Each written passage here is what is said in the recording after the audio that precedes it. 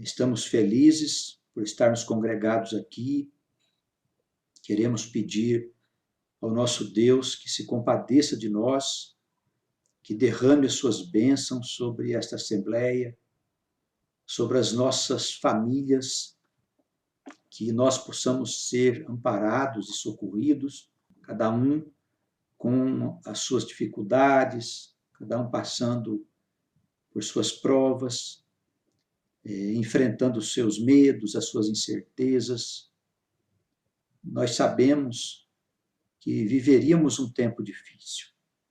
Nós já há um bom tempo temos falado aos irmãos a respeito da aproximação das grandes mudanças que vão ocorrer no mundo e que nós enfrentaríamos dificuldades. Já estamos enfrentando, todos nós. Nós tenhamos coragem, discernimento, para nós seguirmos em frente, enfrentando assim as nossas lutas, na certeza de que seremos vitoriosos. Nós escolhemos para esse dia, eu gostaria que os irmãos pudessem nos acompanhar.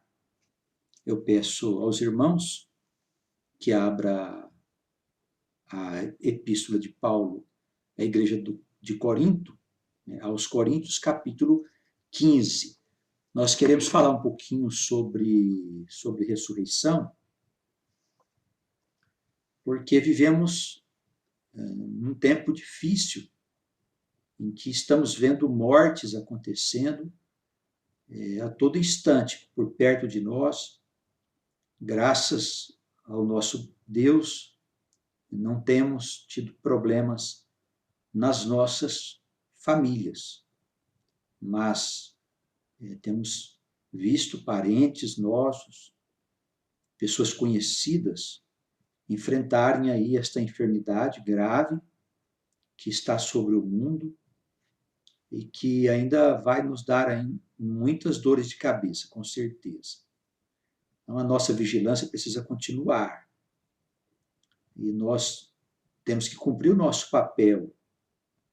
Somos o povo de Deus, somos o povo das Escrituras. E precisamos falar para as pessoas que o mundo está passando por uma prova muito difícil e que vai continuar passando por outras provas, virão outras. Estamos nos aproximando da época em que o reino deve chegar na terra com toda a sua força, para trazer justiça, para trazer uma nova era para a humanidade. E nós somos os porta-vozes dessas boas novas. Aqui na introdução do capítulo 15, da primeira carta de Paulo aos Coríntios, ele diz assim: eu vos notifico, irmãos, acerca do evangelho que vos tenho anunciado, o qual também recebestes, e no qual também permaneceis. Então, veja, irmãos, o que temos recebido de Deus de boas novas? Quantas coisas nós temos recebido do nosso Deus? Não é mesmo? Basta que nós já tenhamos frequentado alguma outra igreja, alguma comunidade, ou que tenhamos visto o discurso de outros pregadores ligados a essa teologia tradicional, para ver que nós recebemos muitas coisas novas. Sabemos falar sobre a vida após a morte. Sabemos o que se passa no intervalo entre a morte física de uma pessoa e o seu renascimento, porque a alma nasce continuamente para acompanhar o movimento de ascensão do universo, de aperfeiçoamento. Fomos criados para viver no universo de Deus. Especialmente nós aqui do planeta Terra. Aqui na nossa Terra, a qual nós estamos vinculados desde o começo da história. Todos nós estamos vinculados desde o princípio. Veja os irmãos que as Escrituras, elas narram a nossa história. Elas falam tanto da história do povo escolhido quanto das demais nações, dos demais ramos que tiveram origem lá atrás, no princípio de tudo. Nós temos essas informações e olhamos para elas num ponto de vista totalmente diferente. É certo que existem outras doutrinas espiritualistas e que falam da vida após a morte, inclusive do renascimento das almas, mas não existe nenhuma delas que colocou qualquer pensamento que esteja ligado às Escrituras Sagradas. Nós é que recebemos de Deus essas boas novas. E também não vimos falar até agora de ninguém que tenha ensinado que o povo Israel está espalhado no mundo, em todas as nações, inclusive lá em Israel, no Israel geográfico. Porque essa nossa descendência, essa origem, as nossas raízes, elas são de natureza transcendental. Ela tem menos a ver com a nossa descendência biológica, genética, da nossa árvore lá do passado, né, da genealogia, do que a descendência transcendental, que é a marca que a alma traz no coração, o vínculo que ela tem com o Deus eterno, com o Deus de Israel. Veja bem, quanta coisa maravilhosa nós estamos aprendendo, recebendo de Deus. Isso faz uma grande diferença. Então, olha, tem gente que fala das Escrituras, prega salvação e tal. Muito bem. Tem gente que acredita que vai ficar dormindo depois da morte. Tudo bem, tudo certo. Outros pensam que vão renascer, mas não explicam nada à luz das Escrituras Sagradas. Acham que por si mesmos vão encontrar a sua própria salvação. É a tal chamada doutrina da autoajuda, né? Ou do autoesclarecimento. O sujeito se salva pelo esforço pessoal. Tudo bem, maravilhoso, legal demais.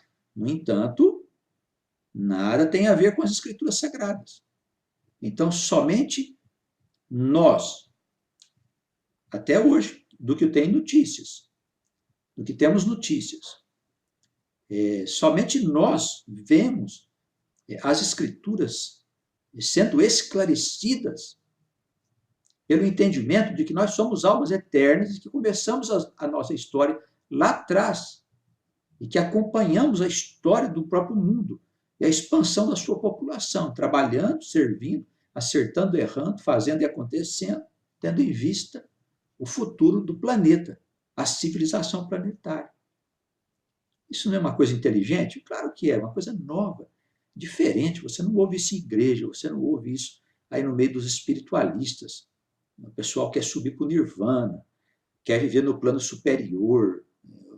Os evangélicos querem viver no céu, na cidade celestial. Cada um tem um paraíso para poder viver depois da morte. Ninguém fala, ninguém disse até agora, que a vida verdadeiramente é nesse lugar.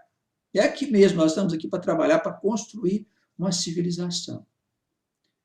Tá bem, irmãos? Então, veja só, nós temos em mãos aquilo que o apóstolo Paulo chama de evangelho. Isso é evangelho. Significa o quê? Boa nova, boa notícia. Nós não temos, assim, diante dessas coisas que eu disse aos irmãos, existem muitos outros esclarecimentos para quem está acompanhando nossos estudos, certamente tem muitos outros esclarecimentos. Veja só, quantas novidades nós temos para dizer às pessoas. Os irmãos concordam? Então, temos em mãos um evangelho. temos em mão o Evangelho. Olha que coisa maravilhosa, irmãos. Que bênção! E o apóstolo diz que nós recebemos um Evangelho que foi anunciado e que nós temos que permanecer no Evangelho. O que quer dizer? Que nós convivemos com pessoas, e estou falando agora das nossas comunidades, nós convivemos com pessoas que nós recebemos como irmãos nas comunidades e que, com o passar do tempo, eles não permaneceram no caminho. Foram atrás dos interesses do seu coração, dos interesses pessoais. Alguns tinham preguiça de aprender coisas novas. Outros tinham incertezas porque não confiavam. Outros foram atrás de interesses terrenos, se enfiar nessas instituições que se dizem igrejas, mas que só tratam de coisas humanas. Enfim, cada um é livre para fazer como quiser, mas é necessário que nós, como povo de Deus, nós permaneçamos no Evangelho. E olha, nós temos muita coisa boa para falar em relação a essa situação que está no mundo hoje. Porque muitos estão perdendo seus parentes queridos. E nós podemos dizer para essas pessoas que não existe morte. Nós precisamos consolar essas pessoas, porque nós podemos fazer de um modo que nenhum outro pode fazer, irmãos. Certamente. Certamente. Porque temos em mão conhecimento. E é um conhecimento inteligente. Qualquer pessoa pode ser colocada diante desse conhecimento que ela não vai se escandalizar. Porque é uma coisa lógica, uma coisa inteligente. Exceto os religiosos. Os religiosos, geralmente, eles têm uma dificuldade para aceitar boas novas, né? Eles gostam das velhas coisas. Amém, está tudo certo. Deixa eles seguirem os seus caminhos. A chegada do Apocalipse, que é uma tragédia no planeta, não vai acabar com o mundo. Isso aí é uma bobagem que foi criada aí no meio dos religiosos, né, cristãos. O mundo não vai acabar, coisa alguma. O mundo vai continuar, mas vai haver uma tragédia. Vai haver uma época de muitas provas para todos nós, inclusive para eles, né? Aliás, o Apocalipse não é um evento religioso, é um evento que vem sobre o planeta, por causa do descontrole da natureza do planeta. Que o pessoal pensa que é só o que eles veem, eles acham que o problema é o clima, é o aquecimento global, e não é só isso. Existe uma coisa que nós não vemos, que é muito mais grave. É uma tempestade que não tem como conter, e ela está se formando, está se levantando, e virá sobre o mundo, para provar todos os viventes. E nós sabemos a respeito dela. E vamos falar, vamos anunciar boas novas. É necessário permanecer. Ah, mas às vezes eu tenho dúvida. Bom, todos tiveram dúvidas ao longo da história. Ah, mas somos poucos. Graças a Deus que somos poucos. Se fôssemos uma multidão de pessoas, com certeza não estaríamos no caminho certo. Olha aí sua escritura. Pega aí sua escritura, dá uma olhada na história. Eles sempre foram poucos. O Senhor tinha só uma dúzia com ele. Não é verdade? E na hora que ele foi crucificado, não tinha ninguém. Todo mundo desapareceu. Então, a boa nova que esse mundo precisa receber para se transformar numa nova civilização, sem todas essas maldades que nós estamos vendo aí. Essas maldades, essas coisas tristes. Essas boas novas, elas são difíceis de serem anunciadas. Então, nós somos poucos, não tem nenhum problema, vamos seguir. Quantos somos? 100, 200, 300? Olha, nós vemos aí que são vários irmãos assistindo aqui, né? São geralmente 150, 170, 180 residências, 120, 130. Vamos pensar que somos uns 300, 400 irmãos, pessoas que estão interessadas, trabalhando, aprendendo, seguindo, acompanhando este movimento, esse pequeno movimento de fé. Ele só tinha uma dúzia de pessoas com ele. Não é? Então, temos muito. Qual dos apóstolos teve recursos que nós temos hoje? Estarmos aqui falando, estamos falando aqui. Eu estou no estado de São Paulo, falando para os irmãos em vários lugares do Brasil e até fora do Brasil. Você já imaginou que Paulo não faria com um recurso desse? Então, vamos pensar que nós temos coisas e coisas, são bênçãos que Deus nos dá em abundância, que enriquece a nós todos. Permaneçamos no Evangelho. Permaneçamos, não vamos nos afastar do Evangelho de maneira alguma. Paulo diz no versículo 2 que nós somos salvos através desse Evangelho, dessas boas novas. A pessoa pode dizer assim, mas ele está falando lá da boa nova que ele anunciou, não da que nós estamos recebendo hoje. Ora, irmãos, basta ler Paulo para saber que nós estamos falando das mesmas coisas. Nós não estamos falando de coisas estranhas. Estamos falando das mesmíssimas coisas. Vida após a morte, que é o que interessa para nós, a ressurreição. Para a pessoa não ter medo. Ele só não anunciou que a alma nasce de novo, mas anunciou que a alma se exprime do outro lado através de um corpo espiritual, né? Um corpo etéreo, que é a expressão mais adequada. Espiritual não quer dizer muita coisa. É de um corpo etéreo, que existe numa outra dimensão. Anunciou essas coisas. Os religiosos, os teólogos, tiveram que dançar um baile para poder esconder a verdade. Então, eu acredito, nós acreditamos que essas coisas novas que nós estamos recebendo hoje é um desenvolvimento da doutrina ensinada por Jesus e pelo apóstolo Paulo. Nós cremos nisso, firmemente, porque tratam das mesmas coisas, da eternidade do ser, da necessidade que nós temos de nos livrar da morte.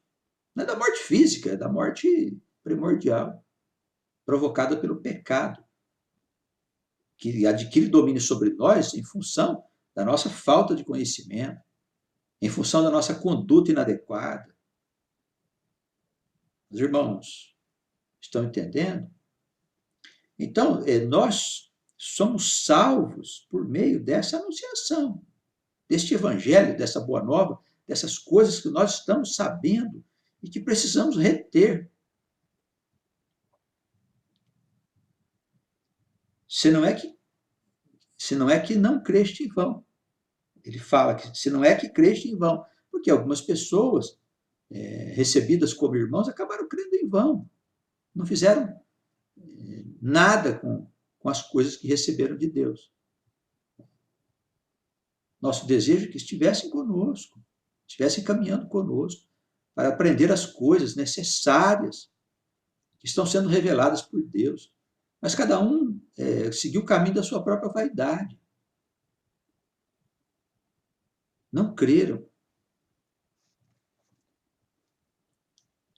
Ele começa aqui a dizer, né, primeiramente, veja só, versículo 3. Primeiramente vos entreguei o que também recebi, que Cristo morreu por nossos pecados, segundo as Escrituras. Olha só, quando a gente pega a nossa Bíblia, não sei se os irmãos estão aí com a sua Escritura, é só uma referência para os irmãos acompanhar. Veja, o versículo 3, ele não traz nenhuma referência bíblica das Escrituras do Antigo Testamento. Temos que lembrar, isso aí é um aprendizado, temos que lembrar que Paulo não teve contato com os evangelhos. Os evangelhos foram documentos escritos mais tarde, depois da morte de Paulo. E Paulo se fundamentava no Antigo Testamento, nas escrituras hebraicas, para ensinar que Jesus era o profeta esperado. Só que se ele é o profeta esperado, ele não pode ser Deus. E aí, no cristianismo, Jesus é tido como Deus. As referências do Antigo Testamento que tratam de Jesus como profeta, elas são deixadas de lado. E nós temos em Isaías, capítulo 53, versículo 5. Ó. Essa referência do versículo 3 é Isaías 53, 5, onde diz que ele foi ferido por causa das nossas transgressões. E que nós fomos sarados pelo sacrifício dele. Ué, por que não tem essa referência aqui? Porque lá ele é tratado como um profeta e não como um Deus. Nós não estamos criticando quem acredita que Jesus é Deus. Amém? Aleluia. Fique à vontade. Tá bem? Pode crer como você quiser. Só que nós ensinamos coisas que são inteligentes. Existe uma harmonia entre as escrituras que nós precisamos preservar o mais possível. Por que eu disse o mais possível? Porque não podemos, de forma alguma, garantir que seja de maneira absoluta. Isso por quê? Por causa das traduções. Existem alguns pontos que a gente percebe que foram mal traduzidos. Outros parece que foram inseridos alguns versículos, a situação de capítulos que se levantam dúvidas. Não somos nós que levantamos dúvidas. Às vezes as pessoas podem dizer, mas vocês estão falando que na Bíblia tem problema. Tem problema, os estudiosos é que dizem, não somos nós. Então, dentro do possível, nós trabalhamos com harmonia e de uma forma inteligente. Jesus, o Cristo, filho de José e de Maria, é o profeta que Moisés disse que viria, que nós deveríamos ouvir. É isso. Esse é o ponto alto dos ensinamentos. É mostrar que tudo é uma mensagem só, para um povo só, para nós que somos o povo de Deus, o povo Israel. E que foi sepultado e ressuscitou ao terceiro dia, segundo as Escrituras, versículo 4. Está lá, olha lá nas suas referências, aí você não acha a referência de Oséias, capítulo 6, versículo 2. Não acha isso. Por quê? Porque lá em Oséias fala da ressurreição do povo. Do povo. Que o povo iria sair da morte para a vida.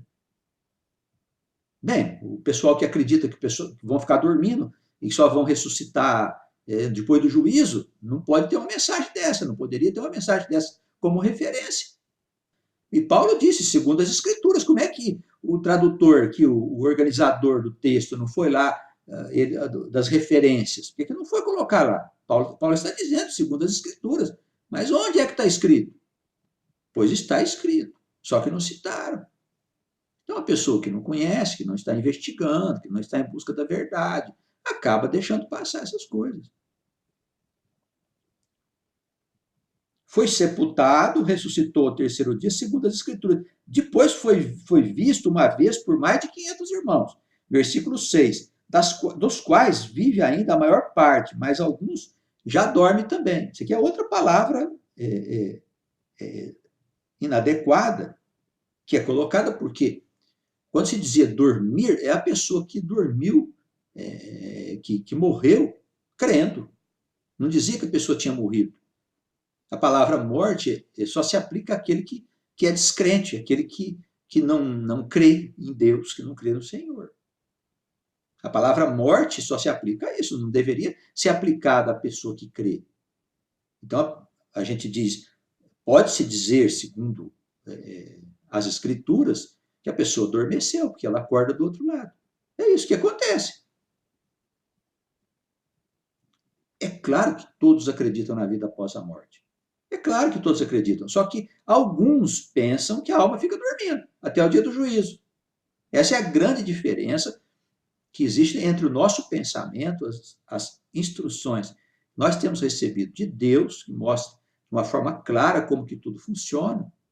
A alma simplesmente adormece aqui e acorda do outro lado, passa uma temporada de lá, do outro lado, sofrendo, sendo feliz, enfim, de acordo com as obras que ela tenha feito, ou que não tenha feito, ela passa uma temporada do outro lado e renasce como outro personagem, mas é a mesma alma e traz consigo as marcas da sua história. Ninguém muda assim, ó. Tem que viver a experiência. Por isso que a experiência é importante. A vida é importante porque ela expande a consciência da alma. Ela expande a experiência da alma. Tudo isso é uma riqueza muito grande. Nós somos inseridos na história do planeta.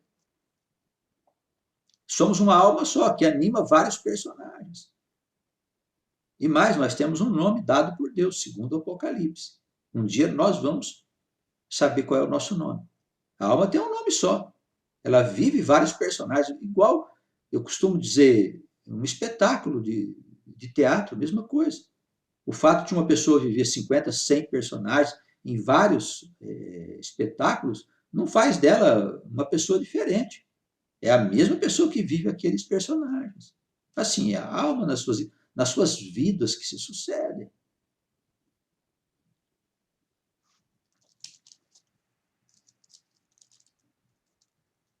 Depois foi visto por Tiago, versículo 7. Acompanha comigo aí na sua escritura. Depois por todos os apóstolos. E por derradeiro de todos me apareceu também a mim como um abortivo. E o Paulo não era um discípulo direto dele, por isso que ele diz que era um abortivo. Paulo era um perseguidor da igreja, todos nós sabemos.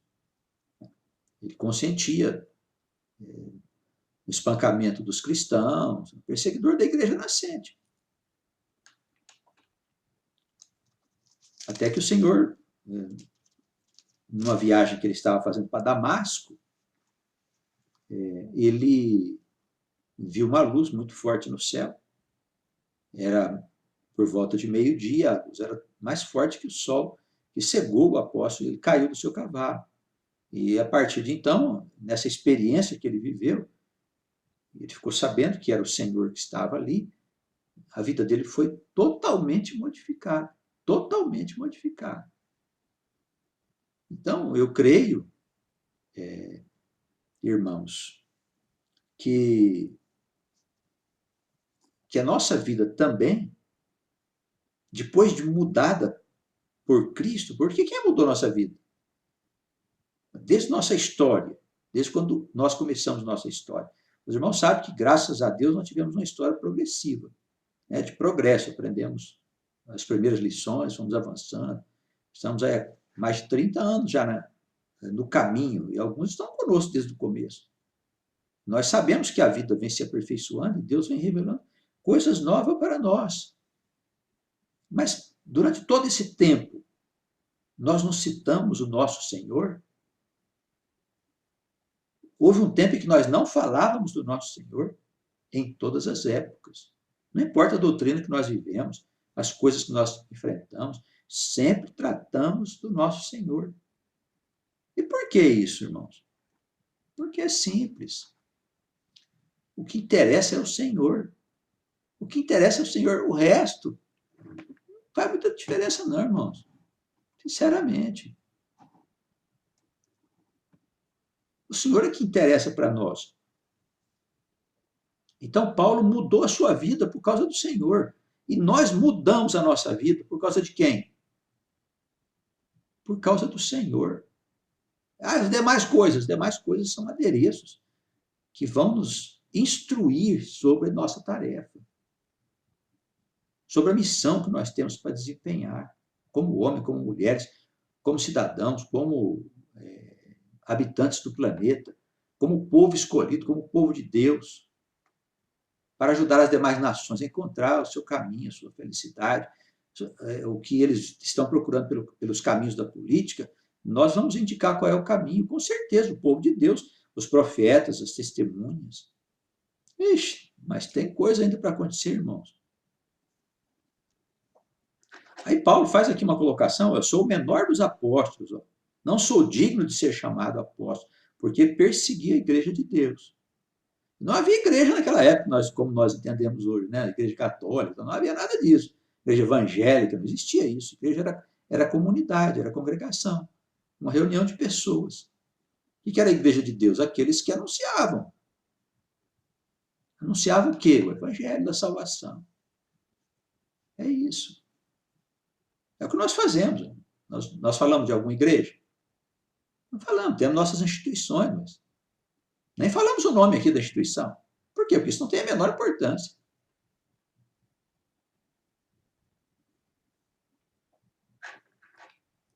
Aí ele diz, né, olha, pela graça de Deus eu sou o que sou, a graça dele esteve comigo, não foi vã, trabalhei muito mais do que os apóstolos e tal.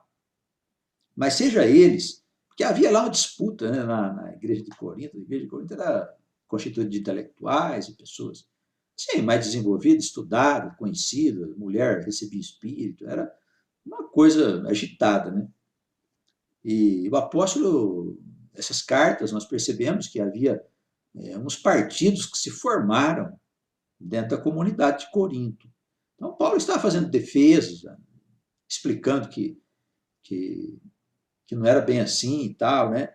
Aí ele diz, seja eu ou seja outros, assim pregamos o evangelho e vocês acreditaram.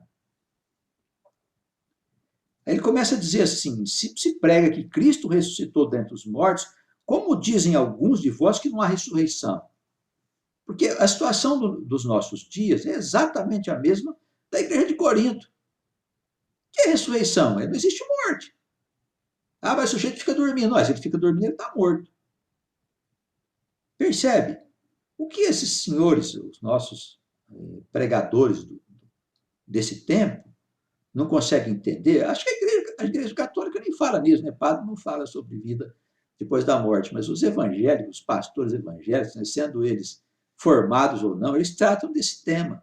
Mas eles defendem essa ideia, que é a teologia da igreja católica, né, da pessoa ficar dormindo. Mas se a pessoa morreu, ficou dormindo, vai viver só no juízo, então Cristo, a ressurreição dele é vã. É vã. Como é que nós podemos acreditar numa coisa dessa? Se existem várias passagens, inclusive no Novo Testamento, que fala da vida além da morte. Que a pessoa continua existindo do outro lado. Moisés e Elias, por exemplo, apareceram ao Senhor vivos. O espírito de Samuel, né, a alma de Samuel, fala com o rei Saul através de uma pitonisa, que era uma espécie de médium que havia naquela época. Está no livro de Samuel. O pessoal fala que não, que aquilo ali não era verdade, que o Saul era um perturbado, que ele foi procurar uma médium lá, uma pitonisa, que era o que se dava, o nome que se dava a médium lá, né? Que ele era um perturbado e ela recebeu Satanás disfarçou de Samuel, só que isso não está escrito na Escritura. Ora, está escrito que era o espírito de Samuel, a alma de Samuel, vamos dizer assim, que a expressão mais adequada é alma, não é espírito.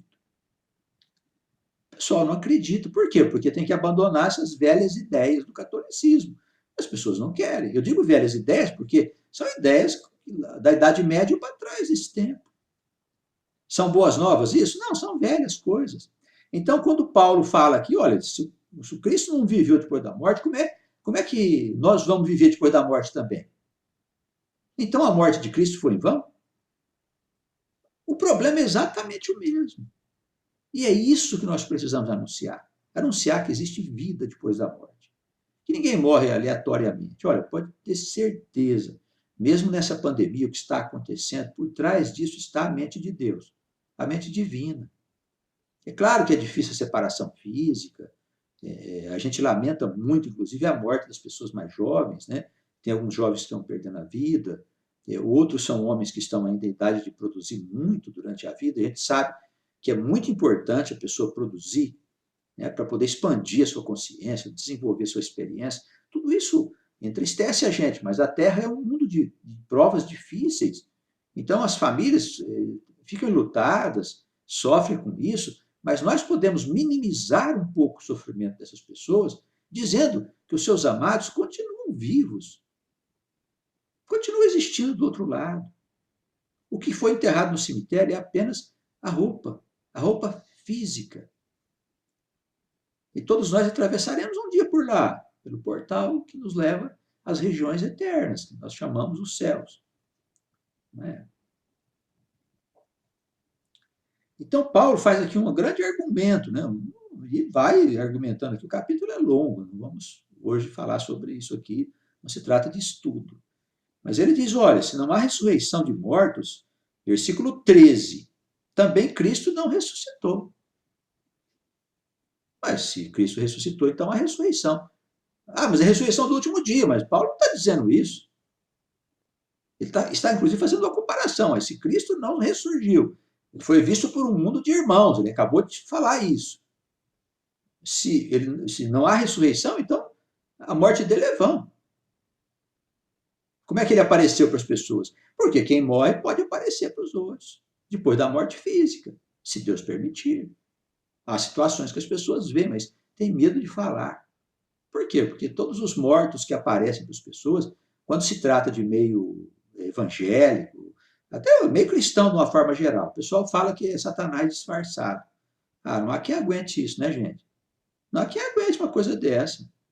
Esses pastores precisam tomar um banho de aprendizado, um banho de conhecimento, sabe? Um banho para se livrar da poeira, dessa teologia medieval, sabe? Que ainda governa o pensamento dessa gente. É impressionante o cara dizer que se um morto aparece para alguém durante um sono, a pessoa vai dormir, viu um parente que faleceu e tal. Não, é o Satanás disfarçado. Ah, não dá, né, irmãos? Não é verdade? Nós temos boas novas para anunciar. É seu parente, sim. Há uma relação direta entre o mundo abstrato e o mundo concreto. O mundo concreto é onde nós vivemos. O mundo abstrato é onde as almas se estacionam por um determinado tempo até elas voltarem a viver. É o mesmo mundo dos anjos e tal, das potestades, dos espíritos. Certo, irmãos? É que essas coisas deixam a gente agoniado, sabe? O atraso é muito grande. E as pessoas gostam de permanecer no atraso para sustentar o quê? A velha teologia. A velha teologia, por quê? O edifício da velha teologia tem sido usado por muita gente para poder viver. É meio de vida. É isso. Então o homem não pode ser esclarecido, né, para que se mantenha essa situação. Mas digo-vos em verdade que esse edifício, essa casa velha, ela vai ruir com a chegada do Apocalipse.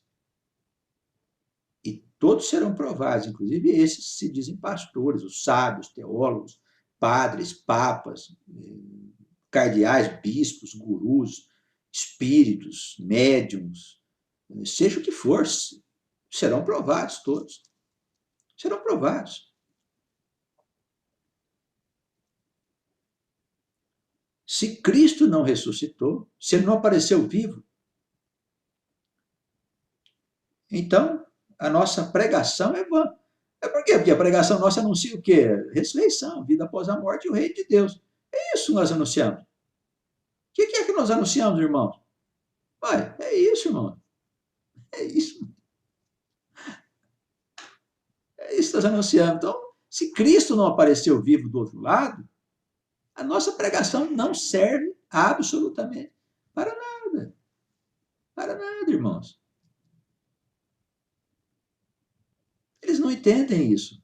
Continuam pregando para mortos. Continuam pregando para mortos. Pessoas que estão vivas ali olhando para eles, mas elas não estão vivas em espírito, elas estão vivas. Elas estão mortas em espírito.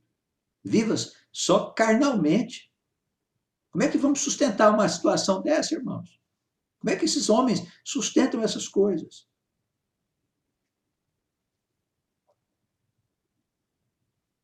Assim somos também considerados falsas testemunhas. Ora, se Cristo não viveu, nós estamos mentindo. Se uma pessoa que é crente, eu não estou falando de pessoas que não creem. As almas, todas elas vão continuar existindo do outro lado, mas pessoas que não creem vão passar um aperto danado do outro lado, nas regiões sombrias. Não vamos entrar em detalhes. Mas aquele que crê no Senhor verdadeiramente, depois que morre o seu corpo, dorme de cá, acorda de lá. Imediatamente. Por quê? Porque senão nós estamos mentindo. Quando nós falamos para as pessoas que elas vão ficar dormindo do outro lado, apesar de crerem em Jesus Cristo, nós estamos mentindo. É o que o apóstolo Paulo está dizendo aqui, ó. Somos falsas testemunhas. Então, senhores pastores, né, os pastores que nos acompanham, senhores pastores, vamos acordar.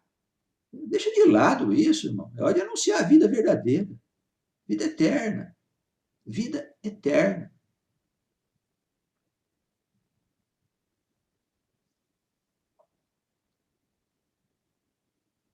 Somos falsos testemunhas de Deus, pois testificamos de Deus que ressuscitou ao Cristo, ao qual, porém, não ressuscitou, se na verdade os mortos não ressuscitam. Então, olha só, ele não estava tratando só da morte de Jesus, da sua ressurreição, ele tratava de todos os mortos. Então, não se aplica, como querem os teólogos, né? Eles fazem assim um malabarismo para poder dizer, não, ele só estava tratando da ressurreição do Cristo. A outra ressurreição vai ficar para o dia do juízo. Não é verdade. Quem ensinou isso, ensinou uma coisa que não é verdadeira. Isso precisa ser esclarecido. Nós precisamos trabalhar junto das pessoas em quem nós pudermos, a quem nós pudermos alcançar para falar sobre a vida que existe além da dimensão visível.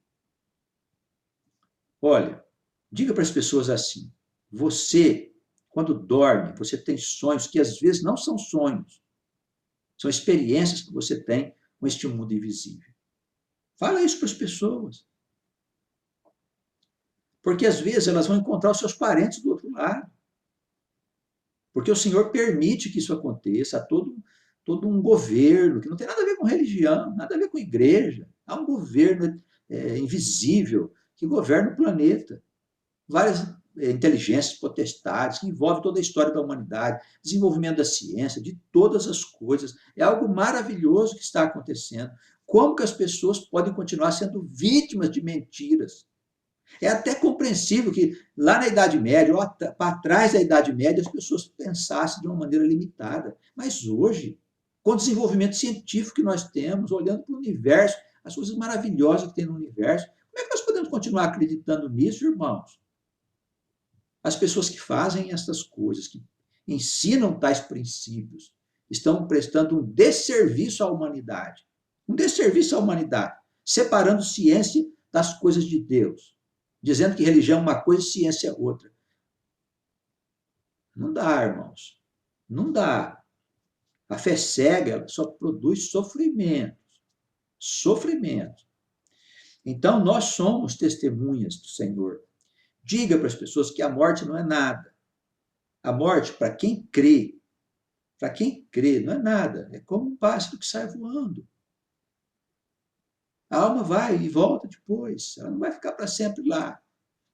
E vai nascer aí no teu círculo familiar. A alma vai nascer como seu neto, como seu bisneto. Como seu filho, às vezes uma criança vai cedo, por uma razão ou outra. Há várias questões que pode fazer com que uma criança, às vezes, possa perder sua vida. Uma série de fatores podem envolver a morte prematura. Isso não vai acontecer mais na Nova Jerusalém, que é o mundo novo. Isaías diz, todo mundo vai morrer de velho. Por quê? Porque todo mundo vai continuar existindo como a gente existe aqui.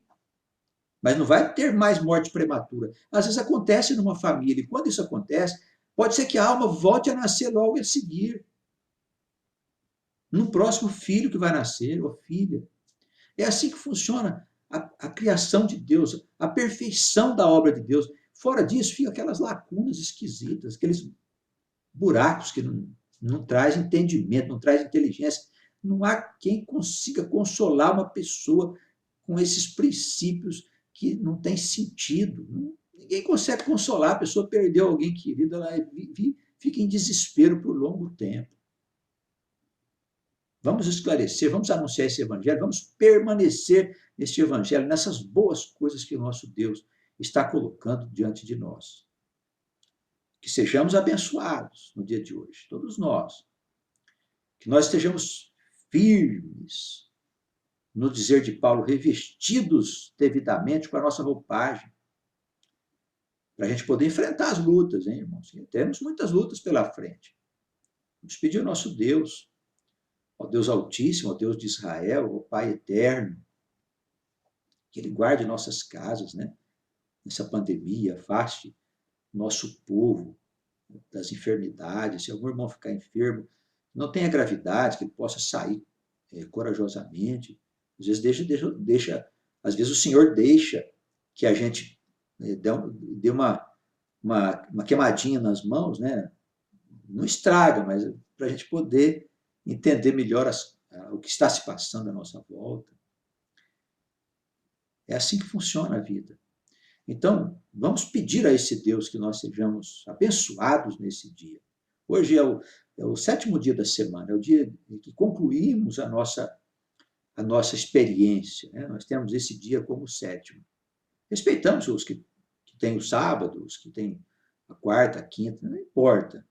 Mas é o 7º, é o que fecha um ciclo existencial nosso, e é nesse dia que nós queremos pedir as bênçãos do nosso Deus para todas as pessoas que estão recebendo essa palavra.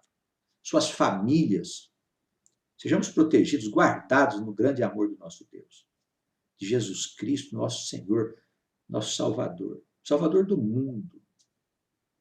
Esse profeta maravilhoso que desceu dos céus, né, porque já existia antes de ter nascido, ele mesmo é testemunha.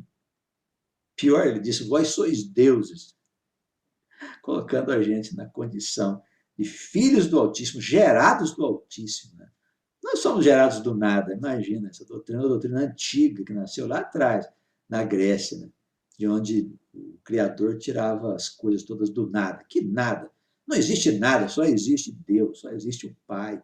E nós somos suas criaturas, gerados no seio do Pai para a sua glória, para representarmos fielmente a sua imagem e desempenharmos a sua missão de povoar toda a criação. Nos alegremos, todos nós, que as bênçãos do nosso Deus permaneçam no coração de todo este povo que recebe a palavra, e de todo o nosso povo, que ainda não conhecemos, mas vamos conhecer um dia, todos nós estaremos juntos. Isso está escrito. Estaremos juntos para poder trabalharmos para a implantação do reino de Deus na terra. Vai ser assim, vai ser trabalho de todos nós, sob o influxo poderoso do Espírito do nosso Deus. Que Ele permaneça no meio de nós para sempre, nos guiando, nos orientando e nos ajudando em todas as coisas. Amém.